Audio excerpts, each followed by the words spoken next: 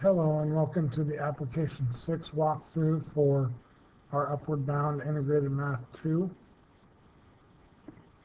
Today what we want to talk about is getting some hints at least on the application page uh, for our polynomial conversation. So the first one talks about building a house. You're planning to build a house that's 1.5 times long as it is wide. So if we let the width be x, then our length is 1.5x.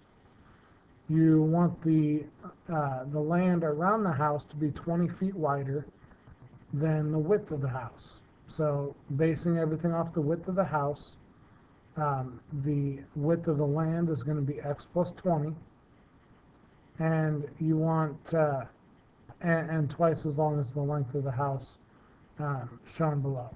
So if we double the length of the house for the length of the land, then the length of the land would be 3x. This says to write an expression for the area of the land surrounding the house. Since area is length times width, we have our two calculations as our two dimensions as x plus 20 and 3x. So our area is going to be length times width, so 3x times x plus 20.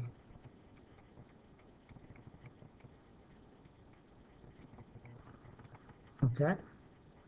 And to simplify this, we should distribute and write it a little bit neater.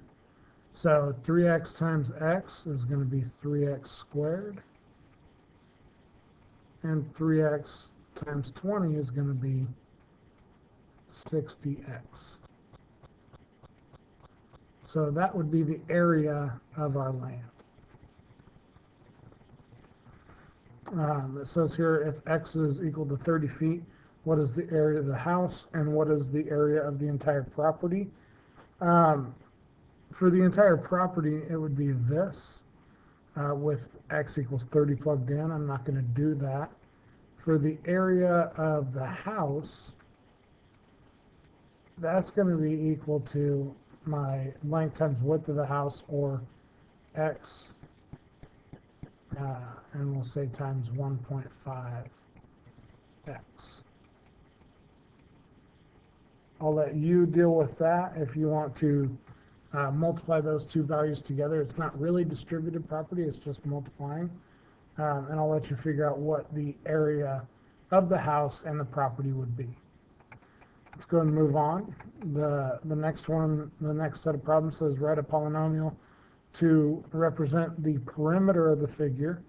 So for perimeter, we're just adding up the three sides. I'm going to leave number 3 for you to do by yourself. Just add up the three sides and see what you get.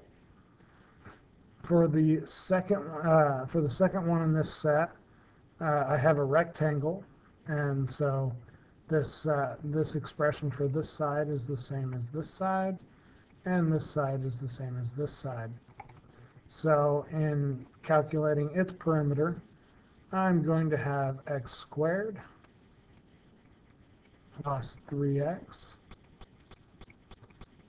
plus the top one, 4x cubed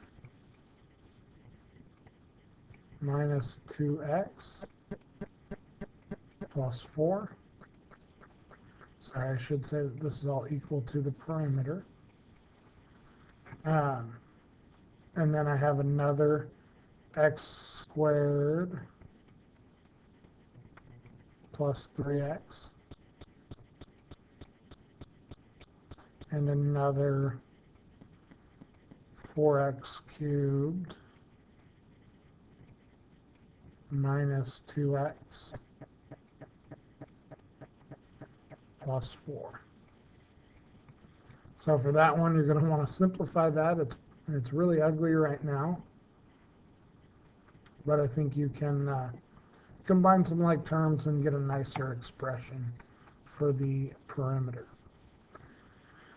For the next set of problems, it says to solve the following problems. It just means multiply what you're given. So just like we did in class, multiply everything in the first one by everything in the second one, So you'll have those three, you'll have these three, and you'll have these three. Trying to be a little more lined up.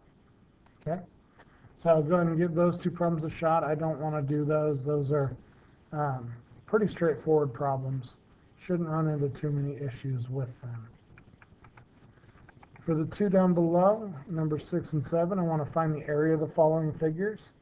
And in finding these areas, we're going to have polynomials as our area value. We're not going to have the area is 27. Like, we're not going to have that. For this one, it's a trapezoid, so I've given you the area formula. It's 1/2 base 1 plus base 2. Base 1 you can call 3x plus 4.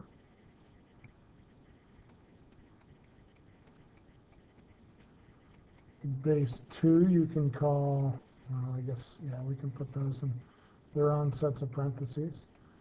Base 2 would be 5x plus 7. And then we're going to multiply that by the height, and the height is x plus 1.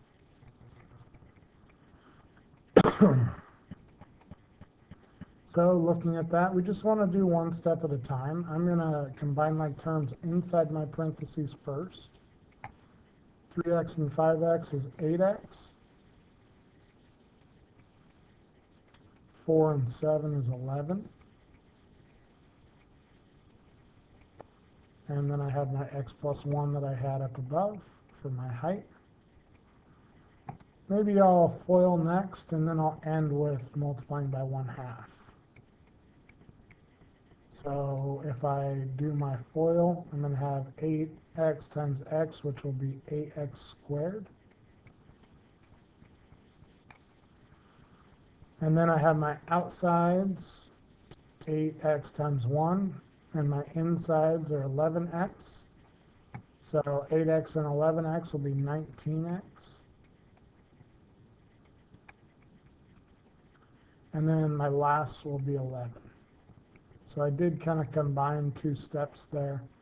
I combined foiling and combining like terms.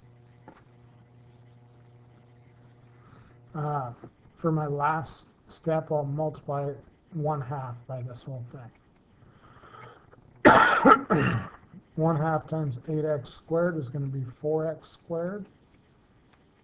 1/2 times 19x will be, we can call that 19 halves, no, 19 over 2x.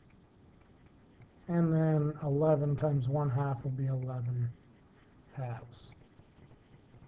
No good way to write those two. That's a perfect way. Okay. Use that same idea to do number 7, and I think number 7 is quite a bit easier. Okay, you will have to FOIL, and you will have to multiply multiply your result after that by 1/2, but I think it's a lot more doable than this problem. This problem had a couple more steps. So that being said, I think you have enough to complete this application page. As always, if you have any questions on what I'm asking, or if you're doing things right, feel free to ask me in class. Other than that, have a good day, and we will see you later.